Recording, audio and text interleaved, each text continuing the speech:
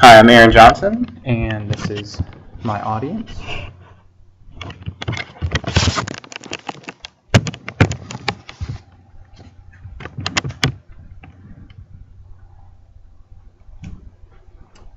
Okay, imagine with me, if you will, what would have happened if, in 1492, Columbus had not sailed the ocean blue.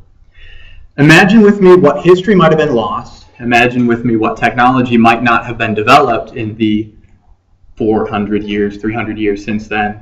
Imagine with me what each one of your lives might be like if the U.S., the Americas, that new frontier itself had never been explored.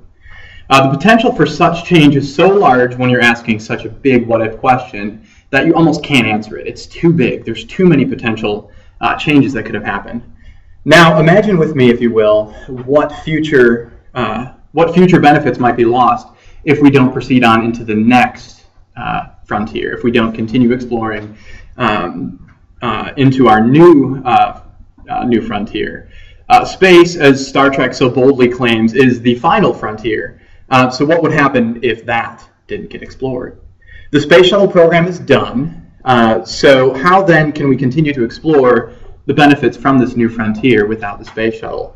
I say that actually the role that government plays, or NASA plays, in this exploration of the new frontier is actually a bit different.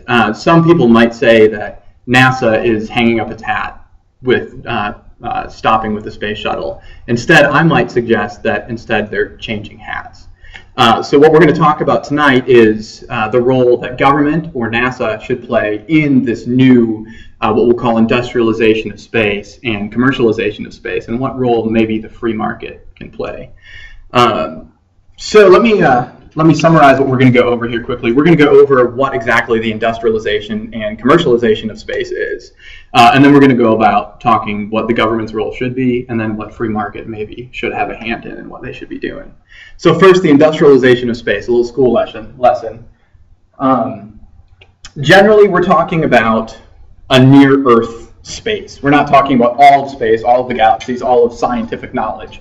We're talking about our relatively little Earth and our moon, and maybe a little bit beyond that. So we'll kind of draw a circle about like that around it. In reality, we're not talking about that much distance from us.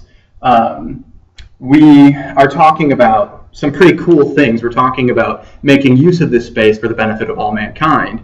For instance, things like solar arrays, which could, and there's technology to do it already, it's in process, to launch up satellites that open up solar arrays outside of Earth's atmosphere, allowing for a much more efficient collection of solar radiation. And then there is also technology for this, but they have to get it tweaked to send that energy back down to Earth via a beam or a laser of some sort. They have the technology to do it, but they just want to not eliminate an entire city when they send that energy down. So we're talking about really cool things like that. We're talking about asteroid mining. The movie Armageddon, you might think of that sort of thing, but except instead of to save the world, this is to bring in resources like gold or precious metals or things that we need to continue going forward as people, as the human race. And we're also talking about things like colonization of the moon. Not quite so sci-fi, we're talking more like getting a company or an industry up on the moon so they can start developing things from there, or using it as a secondary launching site for space shuttle-like things. Then we're also talking about the commercialization of space. Imagine with me, you don't really have to do too much imagining to do this, a businessman in Atlanta hopping in his car first thing in the morning, 4 in the morning, driving to the airport, hopping on an airplane, getting up to New York to meet with a business client, starting a meeting by about 10, that's not too out of the ordinary, that can still happen, and meeting until about 2, 3 in the afternoon, knocking out a business deal, flying back home, and being home for a late dinner. It can happen. It does happen. Now imagine with me that same scenario, but in China. Someone hopping on a space plane flying out of the Earth's orbit, traveling so fast that they match the speed of a current jet going up the coast, but instead landing in China, landing in other countries around the world in the same amount of time, having the same business meeting and flying back. Imagine the potential that holds. So that's commercialization of space. There's also space rides. People are currently paying to be put in order to take a ride into space. We're talking 2-3 minutes, and they're paying millions of dollars. I think 30 million was the last number I heard for about a 5-10 minute ride out of Earth's gravity. So now let's talk a little bit about the government role in this whole process. We know that the government's role in space has been essentially the only role. We've seen NASA do things like send people to the moon, get them back safely, set up space stations in relationship with other nations in the world, or space stations in relationship with other nations in the world.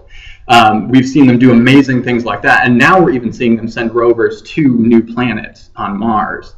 I believe there's 3, I might be wrong, 3 rovers still there, and a number of satellites orbiting Mars, so that's kind of our new area. But I don't think that's the role it should continue to take. The role that the government should be taking as we proceed forward should be instead to a continued military and regulatory interest. Essentially, I think they should be doing what they've been doing in aviation, and pretty successfully.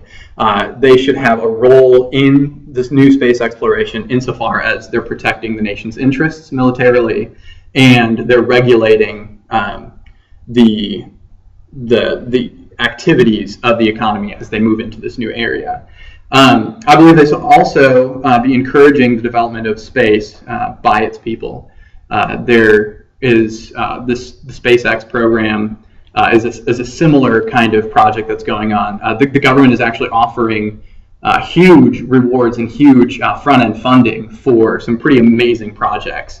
And I think that's a perfect role for the government to encourage free market to continue in those directions.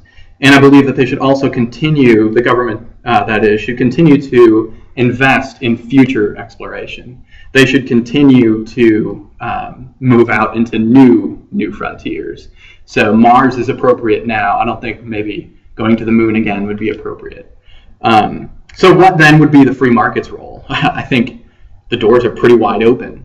I think at this point, the free market should be able to send men, send women, send machines into this near Earth area. They should be able to self-fund. They should be able to gather government funding to continue into that area. That free market, that idea of a free market move to achieve these goals is very fitting with our democratic heritage. It fits with our not only our privilege to do these things, but almost right to continue on to achieve these goals, to better ourselves as a nation and one day as a world, working hand in hand together. Now, this free market will naturally also produce an efficient and effective achievement of these goals.